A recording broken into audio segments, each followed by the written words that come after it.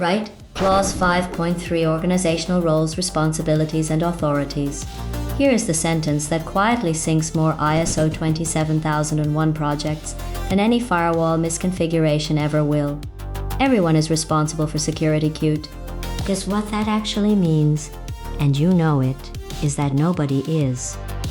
It's the corporate equivalent of a group chat, where someone says we should sort that out, and then absolutely nothing happens for 11 months. Everyone responsible means no one accountable. It sounds inclusive. It's actually a way of spreading the blame so thin that when something goes wrong, there's nobody standing in the spotlight, because you turned the spotlight into ambient lighting. So let's do what the standard actually asks, not what your poster in the kitchen says. Clause 5.3 sits in the leadership section, right after 5.1 leadership and commitment and 5.2 the policy, and it says something short and brutal. Top management shall ensure that the responsibilities and authorities for roles relevant to information security are assigned and communicated within the organization. That's it. That's the clause. It's tiny. It's also the one that decides whether your information security management system, your ISMS, is a real thing or a folder. 2 words carry the whole weight: assigned, communicated. Assigned means a named human being, not a department, not AT, not the security team. When the security team is Dave, and Dave also does deployments, onboarding, the office Wi-Fi, and somehow the printer. If your responsibility matrix says engineering in a box, you have not assigned anything. You've described a floor of the building. Here is the test point at a box in your documentation. Say the name of the person out loud. If you have to check, if you have to say, well, it'd probably be, you've failed the clause, probably is not a person, probably does not turn up to the incident call.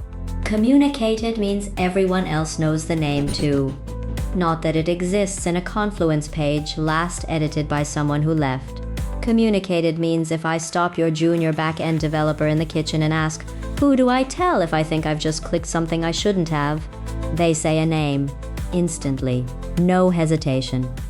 Because in the 90 seconds where someone decides whether to report a phishing click or quietly hope it goes away, the deciding factor is never your policy document. It's whether they know who to talk to and whether they think that person will be normal about it. Clause also names 2 specific responsibilities, and people skim right past them. Stay with me, because these are the 2 you'll get asked about. 1. Someone responsible for ensuring the ISMS conforms to the requirements of the standard.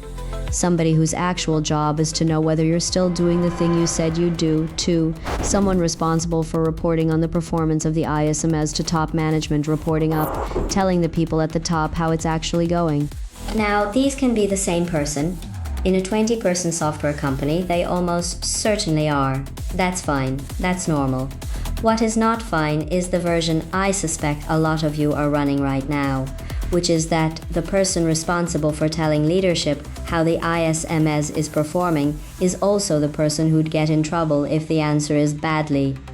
You've built a reporting line where the reporter is grading their own homework and marking their own detention. And then you're surprised the reports are always green. But here's the part that matters most, and it's hiding in plain sight in the clause title.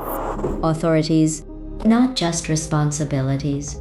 Authority's responsibility without authority is the single most common failure I see people build into their ISMS, and it's the one that looks completely fine on paper. You appoint someone, you give them a title, head of information security or ISMS manager, or in a small SaaS shop. Dave, congratulations, you're the security person. Now it's about 2 hours a week, bless. And then you don't give them the power to actually do anything. Can they stop a release? Genuinely?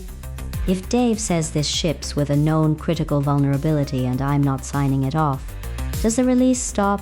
Or does someone more senior say we've promised the client Thursday and it ships anyway? Can they say no to a supplier? If a new tool gets procured and Dave says that vendor has no security posture we can verify, does that purchase halt? Or does it turn out the head of sales already signed the contract because it integrates nicely? Can they get budget? Can they get engineering time? Can they call an incident and have people actually turn up? Because if the answer to those is no, you haven't given someone a role. You've given them a job title and a slow-motion resignation. You've made one person the designated carrier of a risk they are structurally unable to reduce. They will absorb the stress, they will absorb the blame, and they will absorb precisely none of the decision-making. And then they'll leave, and you'll wonder why security roles at your company have a turnover problem. Responsibility without authority isn't a role. It's a fall guy with a lanyard. So what does good actually look like? It's unglamorous, it's a document, and it's short. Role named person, what they're responsible for, what they can decide on their own, what they can veto, what they escalate, and to who, by name, where the budget comes from, and then it's communicated, which means it went out in a way people actually saw, and it gets refreshed when Dave gets promoted, or leaves, or finally admits he's been doing 3 jobs and top management signs it, not endorses, not supports, signs, because 5.3 is a leadership clause. The obligation isn't on Dave to grab authority, it's on the people at the top to hand it over. So here's your dare, and you can do it this week. Walk up to any 3 people in your company who aren't in the security conversation. Ask them one question: who is responsible for information security here, and what can they actually stop? 2 names, 2 answers, same answers. If you get 3 shrugs and a "isn't that an IT thing," you don't have a clause 5.3 problem you can fix with a document. You've got one you can only fix by naming a person, giving them real teeth, and saying it out loud where everyone can hear it. Go and name them today.